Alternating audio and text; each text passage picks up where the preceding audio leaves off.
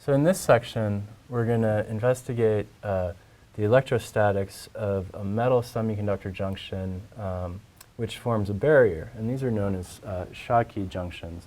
And they also have diode behavior, so sometimes Schottky diodes.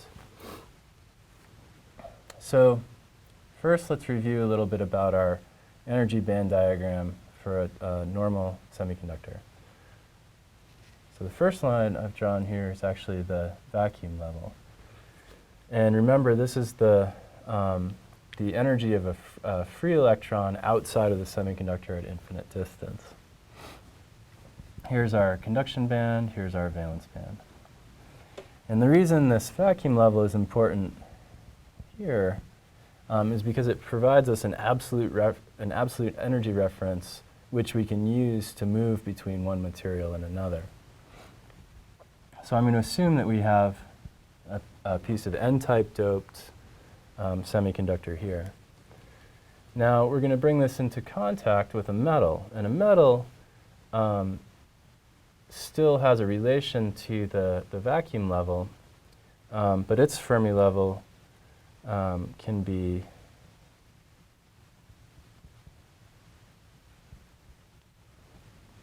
over here. So I'm calling this the Fermi level for the semiconductor and this the Fermi level for the metal. Now some definitions of energy distances. So on this energy diagram, this is E times the electron charge times the work function of the metal. Now a semiconductor also has a work function measured between the vacuum level and its Fermi level, just the same. It also has another quantity called the electron affinity, or chi. Now, for a given material such as silicon, chi here is constant. However, the work function will change with doping, as you can see here. If we move the Fermi level around, the work function changes. So it's a little more complicated to figure out what happens when a given piece of silicon, for example, comes in contact with a metal, because we have to know about the doping in the silicon. It's not the same for every piece of silicon that you'll put in contact with a given metal. So what we need to be able to do ultimately is calculate the work function. And we do know how to calculate the energy distance here, which is EC minus EF, because of our equations for doping and defining the Fermi level. So for non-degenerate doping, we have these expressions which we can use to find this energy difference that we need.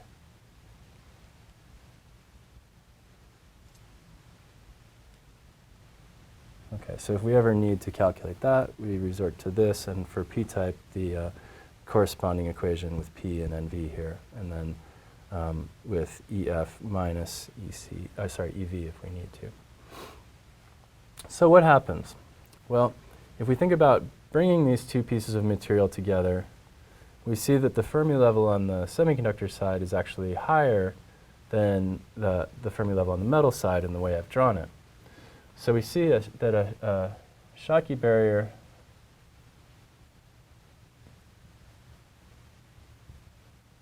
will form if the work function of the metal is greater in magnitude than the work function of the semiconductor.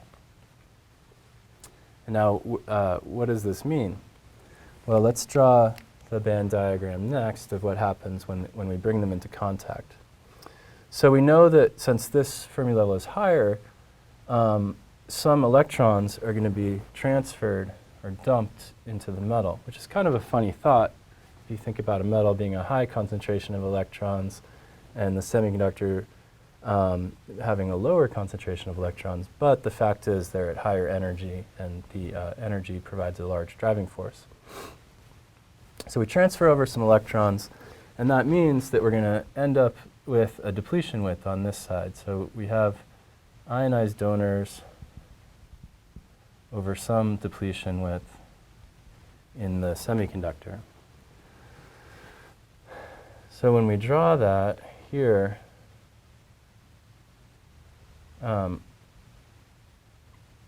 here I'm actually drawing the vacuum level first, because this is a real charge density, and thus it actually changes the potential in free space. So we have this sort of arrangement, where now my Fermi levels have been brought into alignment. My work function is still here for the metal, and it's still here for the semiconductor. Now, however, you can see that a couple of consequences happened here. A depletion width over a certain range here, and we've also put a built-in voltage into this semiconductor. So we can treat the built-in voltage in much the same way as we did for the for one side of the p-n junction. We could imagine that this, for example, is a p plus side, and this is an n-type semiconductor which is being depleted. The equations come out the same. Now the new feature that we've added here is this Schottky barrier here. So the Schottky barrier is given by this symbol, phi b, and we're adding a naught here because we're going to talk about modifications to it later.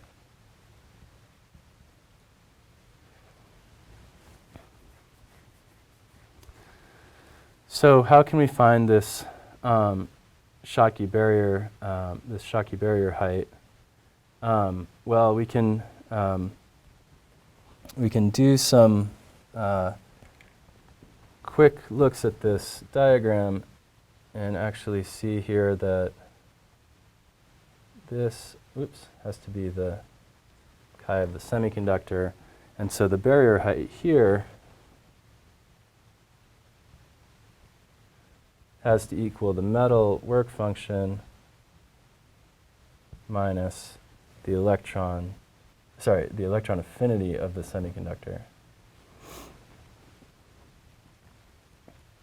Now our built-in voltage is going to be the difference in work functions, and we can express that as the sum of the electron affinity and this energy difference here for the semiconductor.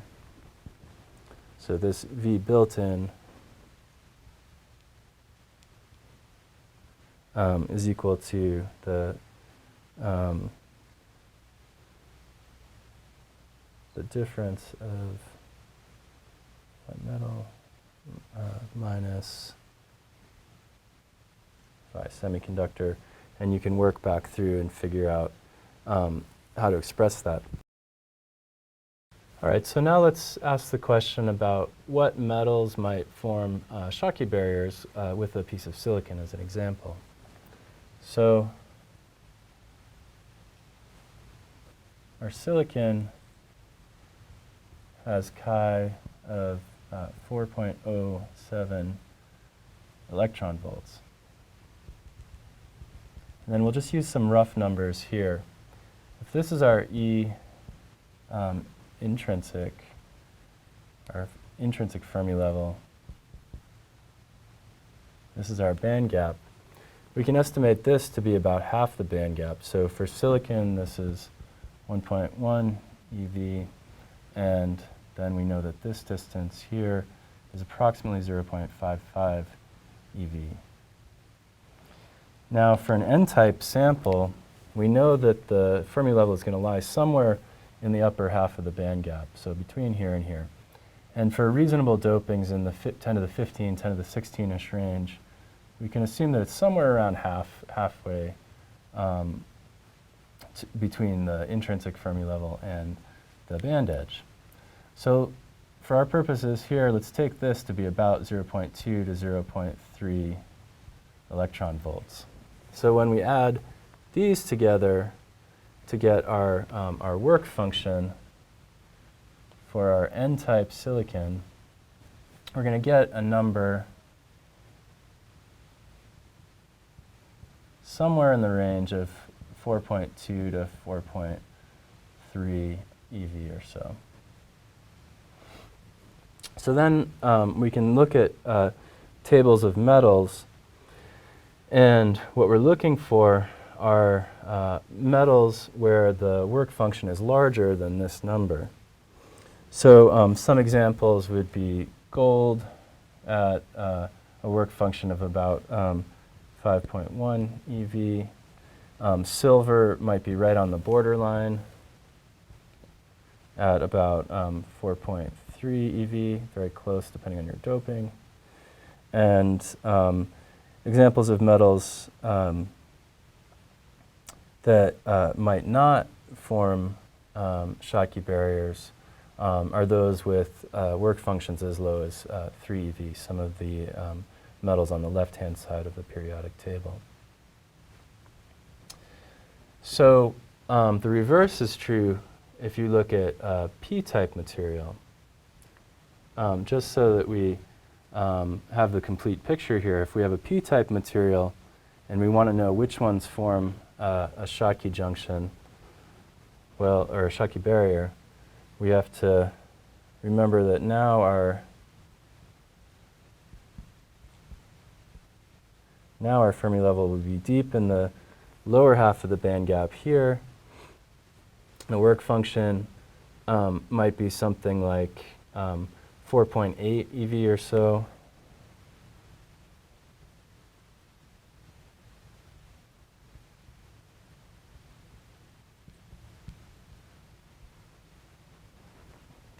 And then we have to look at the opposite case. So now here, a Schottky junction will form when the semiconductor's work function is larger in value than the metal's work function.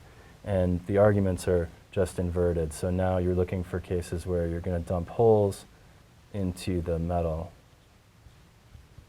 So here's the metal. You dump holes from the Fermi level here and create again a depletion width, etc. So those are the conditions for the N-type and P-type semiconductor forming a Schottky barrier with a given metal. So next we're going to look at the currents that flow through such a junction. So let's start to look at current flow in the Schottky junction. Now, here's our Schottky barrier, and the important mechanism here is actually called thermionic emission. And thermionic emission was originally worked out for things like vacuum tubes, and it considers what happens if you have a lot of electrons inside a metal and you want to get them over a barrier into, in the case of vacuum tubes, into the vacuum, and in the case of semiconductor metal junctions, into the semiconductor.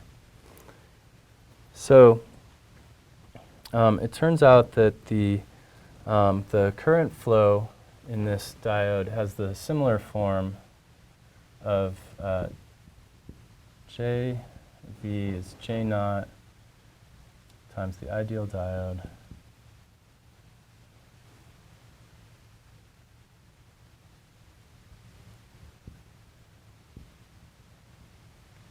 but our J naught now is modified because the mechanism of current flow is different. So in a p-n junction, we were looking at diffusion of the majority carriers from one side of the junction through the depletion width and into the other side of the junction where they became minority carriers. And so we say that the currents are carried by minority carriers in the p-n junction.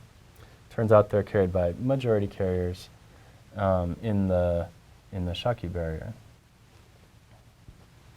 So the J naught for a Schottky barrier is a constant called the Richardson constant, which is written with a star here to remind us to use the effective mass, and I'll write out what that is in a minute.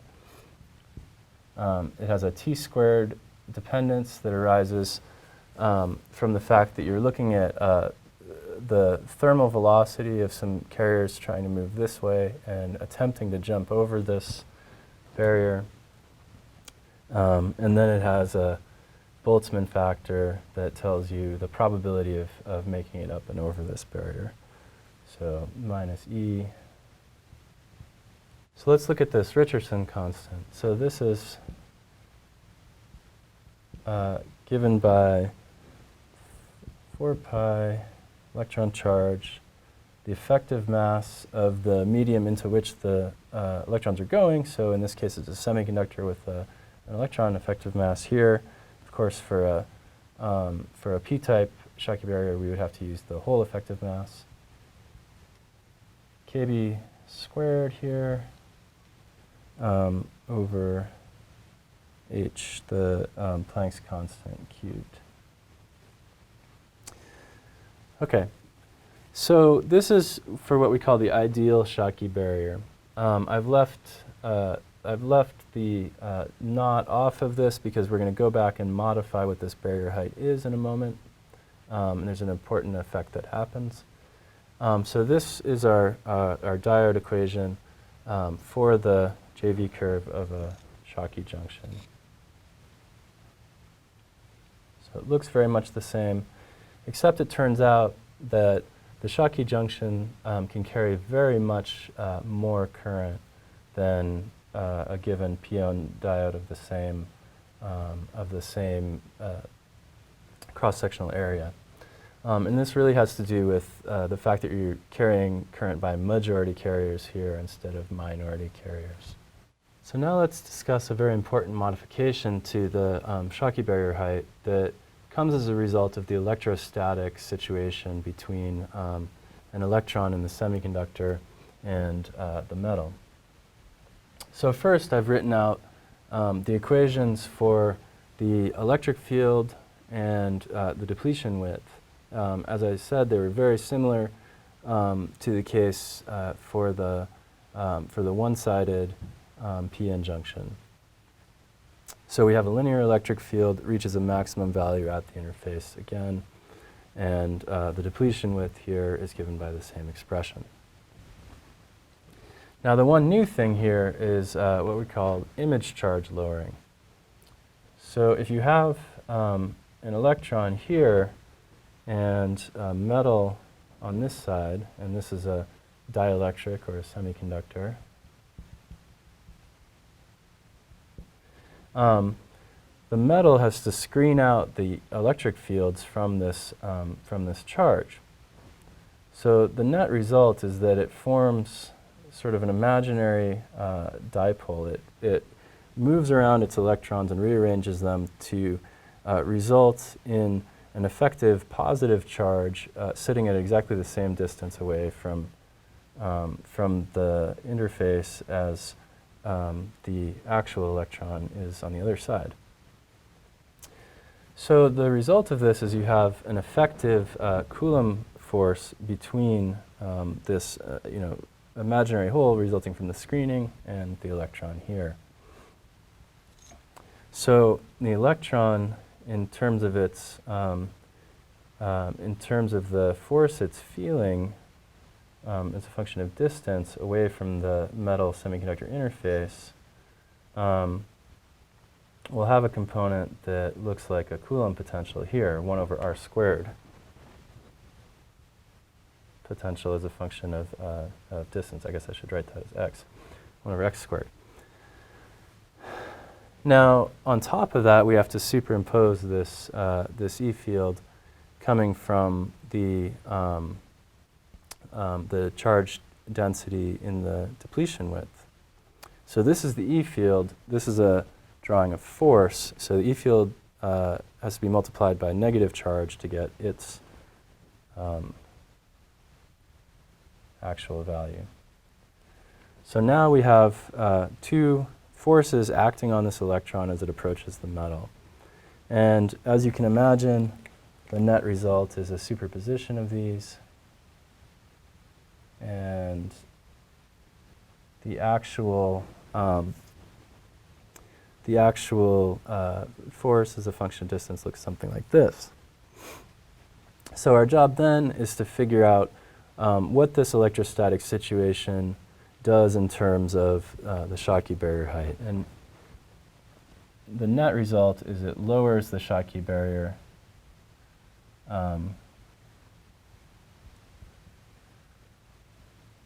by an amount that's dependent on the voltage. And just to refresh ourselves here, if we apply reverse bias here to the junction, it means that the E field will actually go up and the depletion width will increase. And that means that our slope will become higher here and this barrier lowering will increase.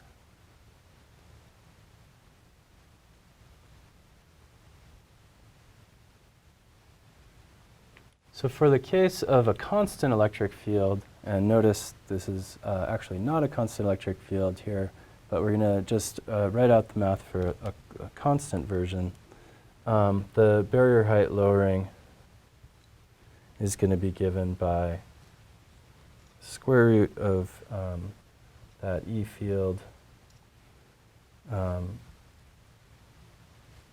pi epsilon naught epsilon relative. And again, this is in the case where you're considering a constant value for the E field here. So if we put in the actual expressions, this E field will have to be this expression will have to be modified.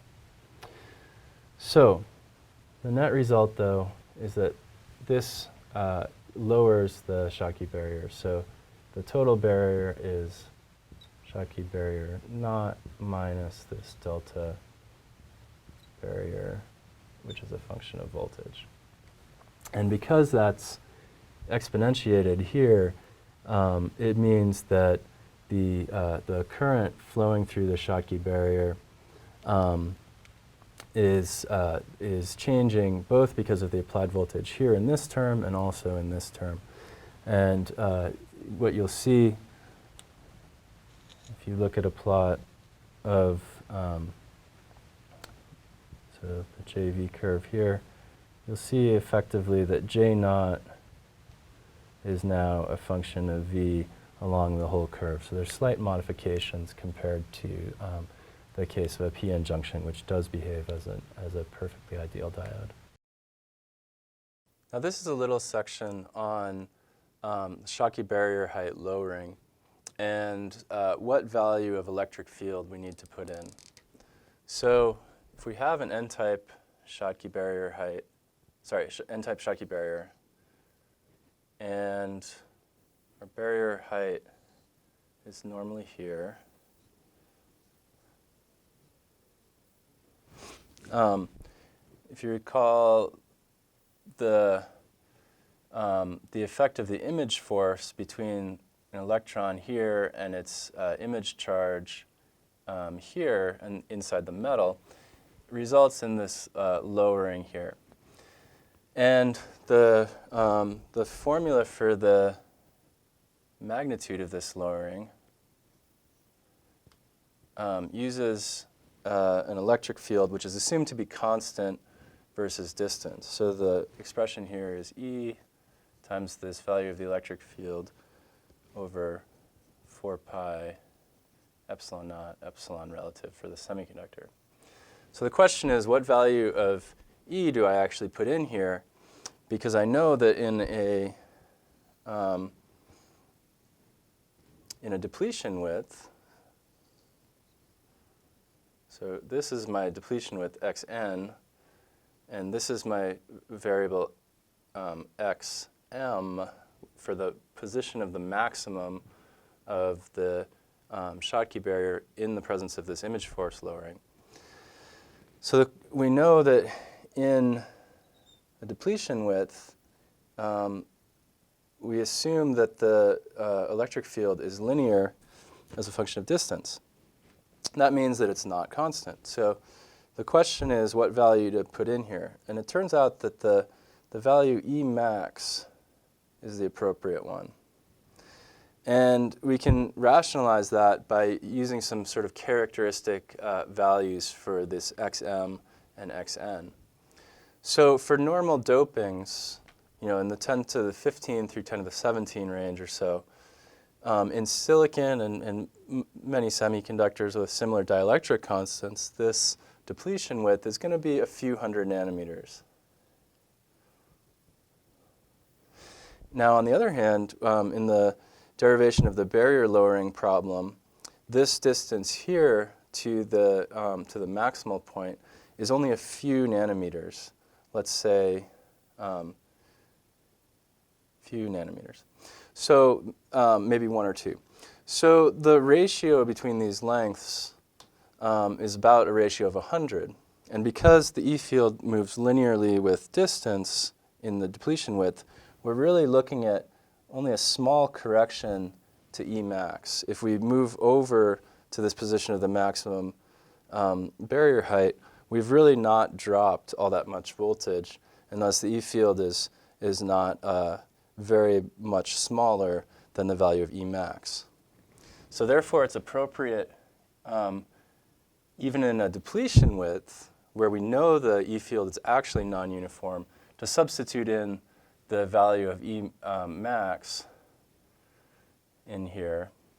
And then we can look at our expressions for E max that we derived within the PN junction and figure out what goes in here. Now, I